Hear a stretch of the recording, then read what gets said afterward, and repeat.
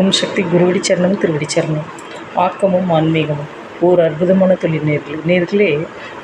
நம்மளுக்கு முக வசீகரம் வேணும், கண்டிப்பாக தேசஸ் வேணும், அழகு வேணும்.